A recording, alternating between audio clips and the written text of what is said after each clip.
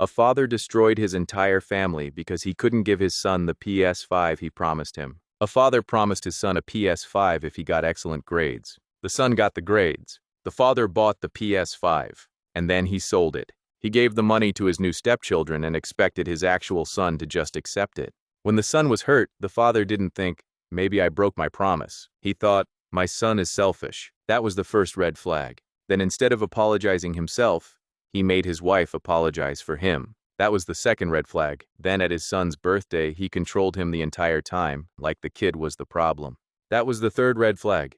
Then he wanted his wife to pose for happy family photos, as if a cute picture could cover up the emotional damage happening behind the scenes. That was the fourth red flag. And finally, his wife filed for divorce. But even then, he still didn't stop. He secretly followed her onto a cruise because he claimed he wanted to help with the kids. The cruise security had to tell him to stay away from her. At that point, the PS5 was just the opening scene. The real story was a man who thought love meant control. He controlled the promise. He controlled the apology. He controlled the birthday. He controlled the photos. And when his wife left, he tried to control the divorce too. But eventually, people get tired of being managed like props in someone else's family fantasy. And the saddest part is this: his son probably didn't even care about the console in the end. He cared that his father looked him in the face, made a promise, broke it, and then punished him for being hurt. That's not parenting. That's betrayal with extra steps. He gave away my Hamilton tickets behind my back. I bought 2 Hamilton tickets. One for me, one for my mom. They were expensive, but my mom had wanted to see it for years, so this was special. Then I went to dinner with my boyfriend and his parents.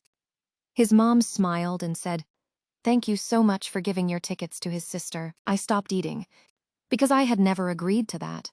My boyfriend had secretly told his family that I was giving my Hamilton tickets to his sister, because she was having a hard time. I looked at him. He looked at the table. That told me everything. He had tried to donate my tickets without my permission. And be honest, if someone gave away something you bought with your own money, would you still be expected to smile and call it kindness? Because that is exactly what they wanted from me. So I said, "I'm sorry, but no, I bought those for me and my mom."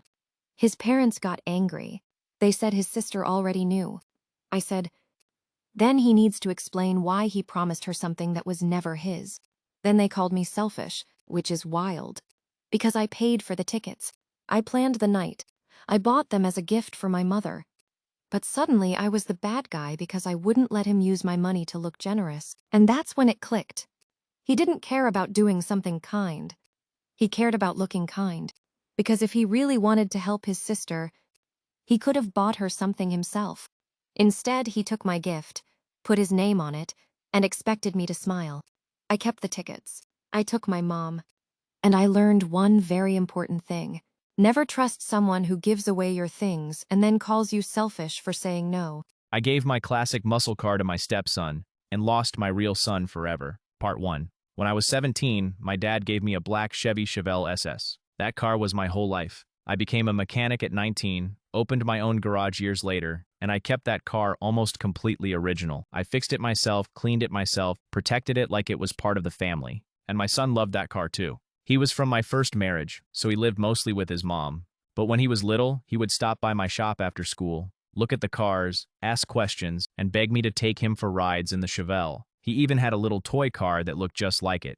When he was around 10, I told him something I barely even remembered saying. I told him, "Keep your grades up, and one day this shop and the Chevelle could be yours." To him, that was not just a random sentence. To him, that was a promise. But life got messy. His mom remarried and moved a few states away. I remarried too, and my new wife had a son from her first marriage. My stepson was only 4 when I met him, and his own dad had walked out, so he started seeing me as his real father. Years passed. My real son got older. We talked less. I saw him less. I told myself he was just busy with school, and my stepson was right there every day. He worked hard, got amazing grades, and got into the university he wanted. So when he turned 16, I decided to give him something huge, something unforgettable. I gave him my black Chevy Chevelle SS. Then I texted my son a picture of my stepson standing next to the car. A few seconds later, my son replied, "Is this a joke?"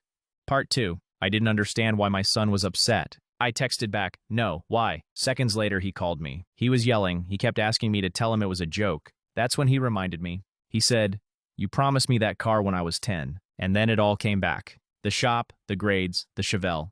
The promise I had made years ago and somehow forgot. But instead of listening, I got defensive. Because then he said something that hit me right in the ego. He called me a lousy father. He said I didn't care about my real son, and I snapped. We both said awful things, but the worst thing came from me. In a rage, I told him, "You don't deserve the car." Then I told him he could call me back when he fixed his attitude, and I hung up. My wife immediately told me I needed to calm down and talk to him because this was clearly a misunderstanding. But I didn't listen. At that moment, all I cared about was that I had been insulted. A few days later, I tried calling my son. Nothing. No answer. I think he changed his number. And at first, I was still too angry to care. Then, 3 weeks later, my ex-wife called me. She was furious. That's when I found out my son had graduated from university, and I hadn't been invited, but that was not even the worst part. The worst part was what he had been studying. He had graduated as an automotive service technician, one of the best in his class. My ex-wife started crying on the phone and said, "He just wanted to be a mechanic like you."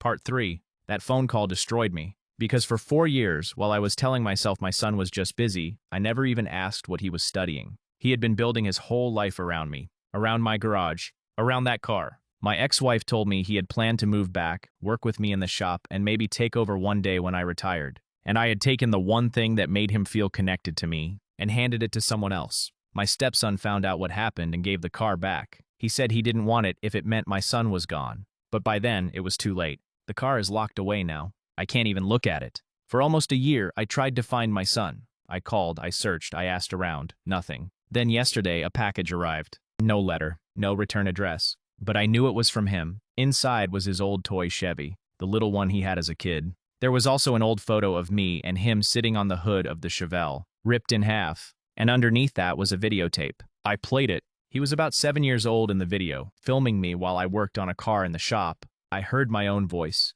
I was laughing, fixing something under the hood, and I said to him, "If you keep your grades up, one day this shop can be yours.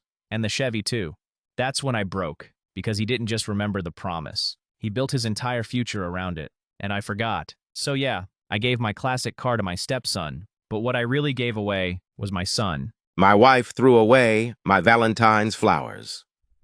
So I broke her late husband's ring. My wife threw away the flowers I bought her for Valentine's Day. So I broke the ring from her late husband. And yes, I know how bad that sounds, but let me explain how it got there. I bought my wife a beautiful bouquet for Valentine's Day. I wasn't trying to compete with anyone. I just wanted to do something sweet for her. She had been married before me. Her first husband passed away, and I always knew that grief was still part of her life. I never asked her to forget him. I never wanted to replace him. But when I gave her the flowers, she barely reacted. Later that day, I found out she had thrown them away, not just moved them, not just left them somewhere, thrown them away. Then I found out she had taken flowers to his grave instead, and something inside me broke. I felt invisible. I felt like I was living in someone else's shadow. I felt like no matter what I did, I would always be second place to a man who wasn't even here anymore. And be honest, how are you supposed to love someone who still has one foot in a life you can never be part of? That question was in my head, but instead of saying it like an adult, I did something terrible. I found the wedding ring from her late husband, and in a moment of anger, I broke it.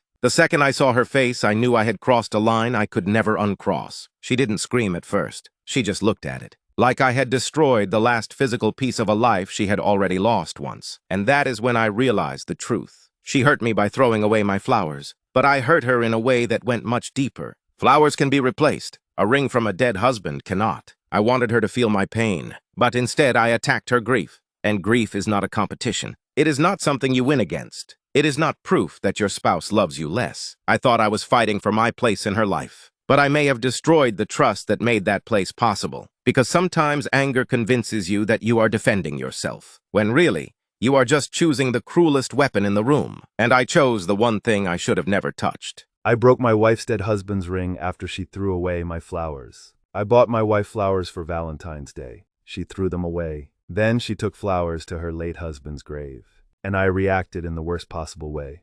I broke the ring he gave her. I know. That already sounds unforgivable. But at the time, I wasn't thinking clearly. My wife was married before me. Her husband passed away, and I knew he would always be part of her story. I told myself I was okay with that.